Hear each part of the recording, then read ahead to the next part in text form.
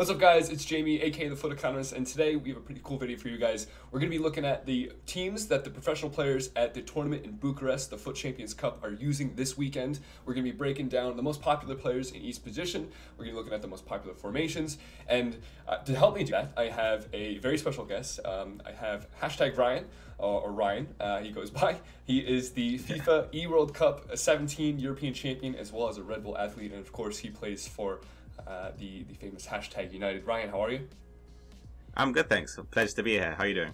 I am doing fantastic. Thanks for coming on, man. And hopefully from Ryan, we're hoping to glean some sort of insights that I, obviously, as a sort of a casual FIFA player, if you will. I mean, a decent casual player, to be fair to myself, but definitely a casual FIFA player. Ryan's going to have some insights into the professional level of play and the players that are being used in the highest level of meta squads that obviously I don't have, and I can't give that kind of insight to you guys.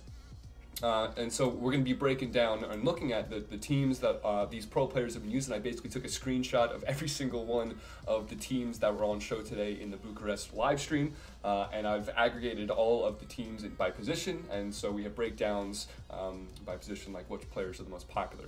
And from there, and sort of this is the I guess that's relevant to sort of my audience, in that the market aspect of this is actually a pretty big deal. So the players that are most popular in each position, obviously chemistry pending, are the players that hold their value the best throughout the sort of this part of the year, as we get into the later stages of FIFA when prices start to dip. And sort of relative value speaking terms, if you are holding a player that sort of solidifies their spot in the meta, they have a much better chance of holding their value. And if you have them in your team or in your club, your relative wealth to the rest of the market is going to increase. So that's kind of the plan for today. We're going to be breaking it down by each position, getting some opinions from Ryan. We're also going to talk about the new patch and how that could potentially affect the sort of the style of play and some of the maybe the player selections even, and then we'll move into some of the future stars and how maybe they could be working their way into some of these players teams and pro player teams and high level sort of weekly caliber teams when these pro players don't have unlocked accounts and don't have like 32 million coins to spend on their on their teams. So I think it's best to start out, Ryan. We're taking a look at just sort of I have like a summary page pulled up for these guys, taking a look at players in each position, those popular formations. I guess sort of like a high level interpretation of it. You guys can sort of pause this and look at the different teams, the makeups for the teams for each pro player if you'd like. But the high level is that the most popular formation by a good distance is the 4-2-3-1, followed by the 4-3-1-2. 9 out of the 16 players that I've, the 16 teams that I was able to take a look at, so 56% were using the 4-2-3-1. And then some of the more popular players sort of in each position, and this is sort of something I can pull up on the screen right now. The most sort of like by position, the most popular players was De Gea in net, Marcelo at left back, Ramos at center back, Varane at the other center back, Walker at right back, Timur Kante at center defensive mid, Vieira at the other center defensive mid, with Hull at sort of that cam position. Again, this is using the 4-2-3-1 sort of template. Neymar on the sort of the right cam, Mbappe at the left cam, and then Timur Ronaldo up top. So Ryan, my first question for you is there anything sort of in that sort of jumps out at you that surprises you? To me, with the current state of the meta, what surprises me is the right back position. I would have thought maybe Kyle Walker would have been filtered through a lot of players' teams. They would have maybe perhaps used Maldini in centre back and pushed Ramos out to the right back position. I think especially with the new meta that's coming up with the patches for first time finesse shots, so people are going to be kind of forced to do El Tornado crosses. So your back post is going to be quite liable or susceptible to back post crosses and headers from your opposition. Right. So having a tall fullback that's amazing in the air, like Ramos, would be beneficial. And I'm not really confused as to why people would choose Marcelo in left back. Obviously, the best left back on the game stats-wise. Right. But again, with the new meta that's coming in, I don't know if he can hold his own, because I believe is he 5'9" in game, and he doesn't have a relatively tall frame as well. So if the crosses do come to the back post, and the likes of even Mbappe, team of the air, who's fantastic in the air, and he's quite aggressive when he leaps for the headers, he will probably win most headers over Marcelo. Right. So I think he could be filtered out of some teams who people might want to experiment with the likes of, perhaps even putting Varane in left back, Marcelo, or I mean not Marcelo, sorry, Ramos in right back, or even dropping Hullet into a fullback position. Right. I thought like the fullbacks are mainly the point of argument. Goalkeepers, pretty much going to be routine dependent on who you have in centre backs. Most people would opt for Courtois if they're using Ramos and Varane. But if they're using Ramos and perhaps Maldini or Blanc, they're going to perhaps opt for Team De Gea. Right. I don't really notice too much of a difference with goalkeepers this year, especially now that you can move them compared to last year. Right. And you have the freedom of just running them across the line. And I feel like Courtois' larger frame is a bit better than having De Gea because Saber's feature rate isn't as important as it was last year. Midfield wise, it's strange that people are using Kante because I spoke to a lot of pros and they don't really like him at home. Perhaps he's different at the event. He's more agile than the likes of Vieira and Hullet. Right. For me personally, at an event, I would ideally partner Prime Hullet and Team Lea Kante together. Vieira, again, the same what happened last year for me anyway. As the new cards started to come into the game, the likes of the Team Lea cards and Team of the Seasons, Vieira got pushed back further and further away from the starting 11 for me personally. Right. And I feel like that will happen, especially when there are other cards that are going to be released for the upcoming tournaments. But Hullet is just a staple in every team. Yeah. He has to be there, like number one. Yeah, I think he's literally used 100% of the teams. Yeah, it hit. Yeah, he's was at 100%. Ronaldo was at 100%, and then Marcelo was in 15 out of 16. The only person that didn't use Marcelo was Tex. 2 Tex. God. Marcelo's great, but I don't know about him. But yeah, Hullet is a staple in the team. Now the attack, the cam position, because as you mentioned, Team Lea Ronaldo is going to be in every squad for the striker. He's got to be. But for the 3 attacking midfielders, it's a bit of a weird one. I know a lot of people used Mbappe and Neymar and Messi, but for me personally anyway, I would like Mbappe off of the bench just because I feel like he has that bit of an impact when your fullbacks are a bit fatigued, and if he comes off the bench, he's got full stamina, can use his pace, and the back post crosses, as I mentioned, will be quite overpowered with him. So I feel like he's more impactful off of the bench, which leaves a spot free for the likes of maybe a prime Pele or a prime Eusebio. And if I was at an event, I would personally use Pele over Mbappe just to start with, and sub him off at the bench. Neymar, I can't really speak on. I haven't used his Team Lea card at home. I don't have the resources to afford that card yet. I do have Team Lea Ronaldo, as I mentioned, he's amazing, and Messi as well is also fantastic. But again, it could come down to chemistry, and if you have enough chemistry links to link to that player to fit him into the squad. But I don't know. It's a bit of a weird one. It's a toss-up between the Team Lea attackers, and then you have the prime Eusebio, Pele. I don't believe Cruyff is good enough, personally anyway.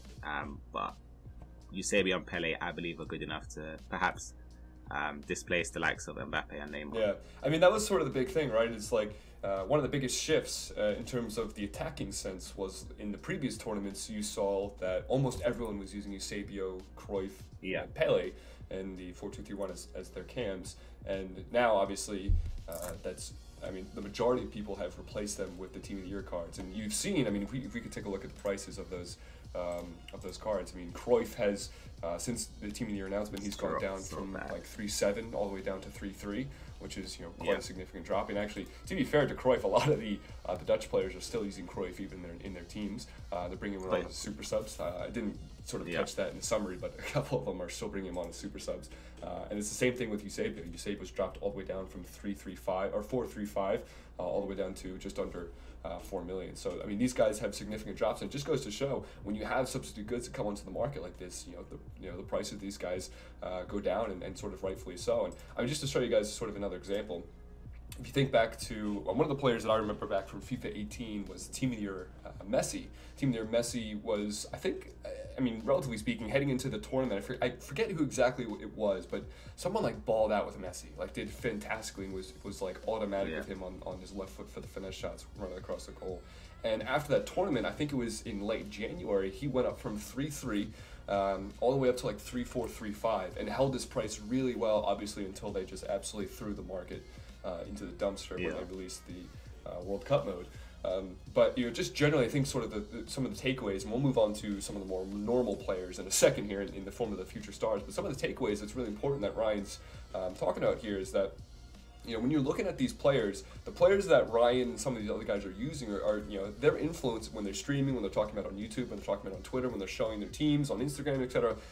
That's going to influence who people go out and buy. And while they might not necessarily be the best value for money, say if you could go buy a player that's like 100K cheaper, or significantly cheaper rather, people are going to try out, are going to want to try out what the other pros are using and achieving success with. So that's why they hold their prices better relative to the other types of cards.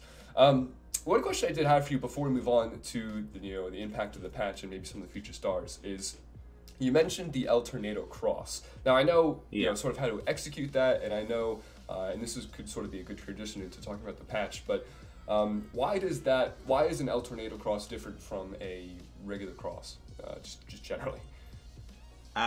Again, you could use an El Tornado cross, or you could do a drag back cross. But once you do that, it feels like you can see like your strikers sort of stepped back away from the centre back, and it gives them a bit of room so they could use their momentum to just run and leap and win the header over the defender that's standing still on that same spot. So they don't have the momentum to jump above the running attacker. So like, maybe you could say Van Dijk versus Team Leo Van Dijk versus Team Leo Ronaldo.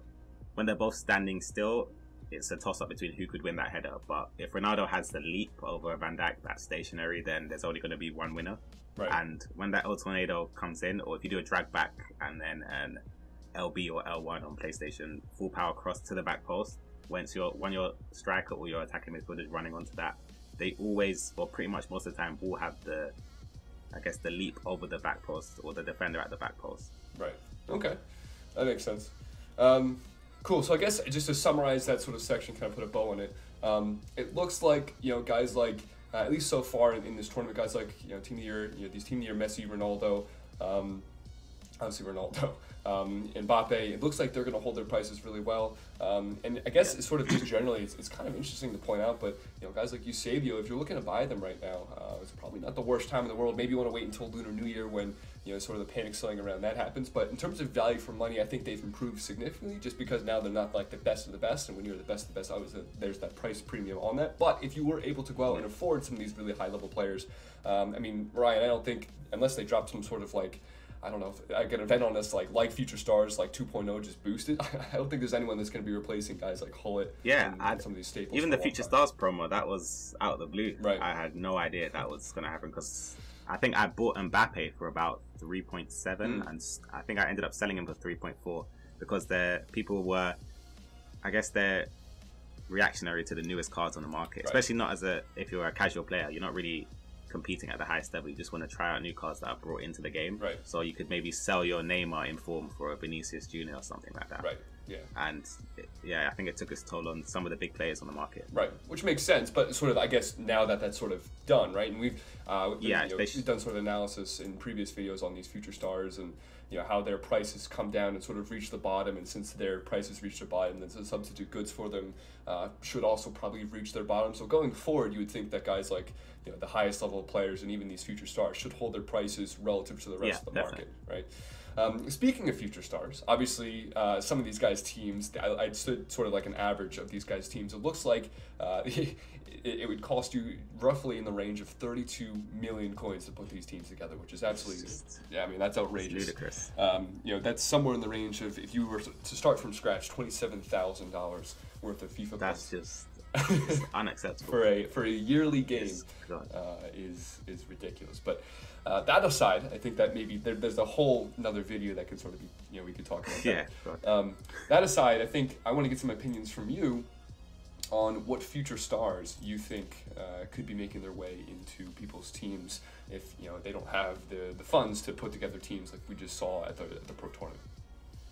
Yeah, I can speak from my personal experience with them. I've only used two so far. The first one is Mendy. I picked him up pretty much a couple minutes after he was released. I managed to get him for, I think it was 160k. Oh wow! And he's gone up quite a bit now. Yep. Wish I invested in quite a few more, but yeah, I picked him up and I played him off chemistry and right back to link to Mbappe when I had him, and he was superb. And at this time, I had Marcelo already in my squad, and the Team of the Year version. So I thought, if he's doing this well on 7 chemistry, what could he possibly be doing on 10 chemistry? So I sold my Marcelo and put Mendy in left back, and I brought in what's his name? Da Costa. It's one of the foot swap cards because, again, I just want to defend the back post crosses. Both of these guys are sublime in the air and they're good physically and their aggression is quite high.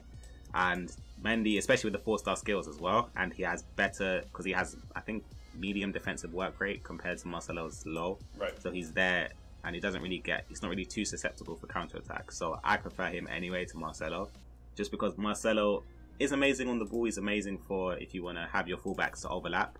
But if you want a more defensively sound defender or fullback, I would say Mendy is a phenomenal option. And the other person that I used was De Ligt, and he was unbelievable. But I've been using him on my PlayStation account, which again is much weaker than my Xbox account.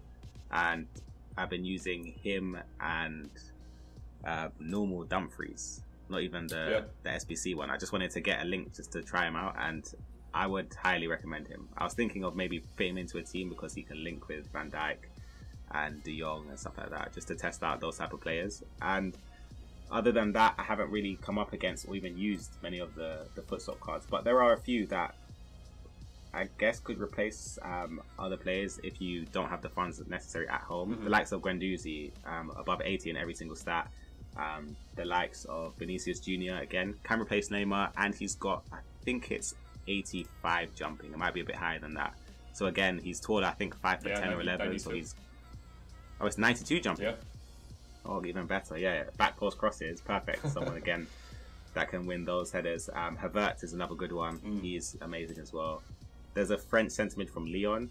Not really sure how to pronounce his name. Yeah, I keep saying Aurier, but they keep telling me he doesn't play for Spurs. So yeah, he's a good option as well. Yeah, there's quite a few options if you don't really have, I guess, a plethora of coins to invest in the best players on the game that you can use at an event. And pretty much I can vouch for 99.9% of players or pro players do not have the teams that they have at events at their disposal at home. So the likes of Mendy could be useful because he's much cheaper than Marcelo, and it could free up coins to spend elsewhere on your team, which personally I've done myself.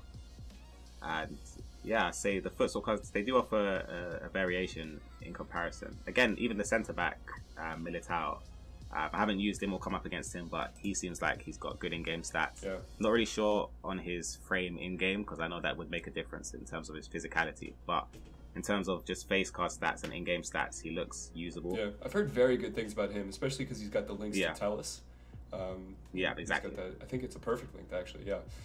So that's a pretty nice perk of him. Plus, 91 jumping, 6'1". I mean, I think that's sort of par for the course for a center back. I don't think that's particularly outstanding, but 90 agility is pretty phenomenal for a player that has that sort of pace prowess. One thing I did want to ask you, this is almost a running joke at this point, but do you think that the Bundesliga is becoming anything of a viable league at the highest level with the introduction of Havertz and Sancho? With Davies, the fact that he's going to get the 4-star skill move upgrade in February. Do you think that is starting to become, with Royce and whatnot, do you think people are starting to look to that as a potential option, or in terms of like something they can use on their regular accounts, or is that still just a hardcore casual, arena? I think they have viable options. They have the French centre back as well. I'm pretty sure he's in Bundesliga. He's got like 88 pace or 89 pace, so he's an option. They got Hakimi and right back. As you mentioned, play them up Royce, inform Werner, inform Goretzka as well. They've got a lot of new options in that league, so it is becoming a viable option to perhaps build your squad around the Bundesliga side or get some of those German league players into your squads. But yeah, obviously, mainly the main league people build their squads around is going to be the Premier League because they do have the most meta players that are, I guess, cheaper. The likes of Fabinho, Firmino, Van Dijk, those type of players are quite cheap for their influence in game. But the Bundesliga, definitely. I think it does have a few good players. I'm pretty sure they got another striker for the future stars. I'm not sure. Jovic, I think. Yeah, he seems decent as well. It's not too bad. But yeah, there's quite a lot of players that you could be using from the Bundesliga. Absolutely. Yeah, and I think it was kind of interesting if you look at the prices, how they matured over the past, for the Bundesliga in particular, how the prices of these guys matured over the past couple days. You saw that during Weekend League rewards. It was interesting because you saw them do really well in comparison to the other cards just that weren't from the Bundesliga. You know, guys like Havertz and Sancho. Sancho didn't do quite as well, to be fair. Havertz and Upamecano, as well as Alphonso Davies, so the demand on them has been relatively high in terms of, you could see that the prices for the SBC fodder that was useful or that was needed to do them went up quite a bit in price. So you can tell that the demand for the Bundesliga is going up, which is why you saw the link investments in terms of like the regular gold Alaba and the Boateng, they would go up in price. Cool. Do you have any sort of final thoughts about all this, Ryan? Or I think we definitely covered a lot of bases here. I think that's it. I was just going to say on Sancho, I'm not really sure how much he goes for, but I know before he was extremely expensive. I'm not sure if he was around 900k. I'm not sure if he stood around like there. 750 now. But 750, I think that's still really expensive. Yeah. I think that's quite expensive considering I believe his composure is below 70 or something like that. And that seems to make quite a lot of influence in one-on-one situations. But other than that, if they improve that stat, that is definitely a viable option. Yeah. 100%. Yeah, absolutely. All right, cool. Well, Ryan, I really do appreciate you coming on and offering your insights. As always, our guys like you can provide insights that I can't provide just with my level of play and my understanding of how the games works. So there's going to be links to Ryan's YouTube and his Twitter account in the description. Please go show him some love. Also want to give some shout outs to Mike LaBelle, FutWiz Jamie, Boras Legend, Huge Gorilla, who all also provided feedback, and it helped me inform some of my questions so I even know how to start this discussion with Ryan. Some of their social media links will be down in the description as well. If you guys could do me a favor, obviously reached out to a lot of people in this video. If you could go show those guys some love, that would be much appreciated, and honestly, would be the best thing you guys could do to help me support this video. But other than that, it's been Jamie, aka the FUT Economist, and I'll see you guys in the next video. Bye.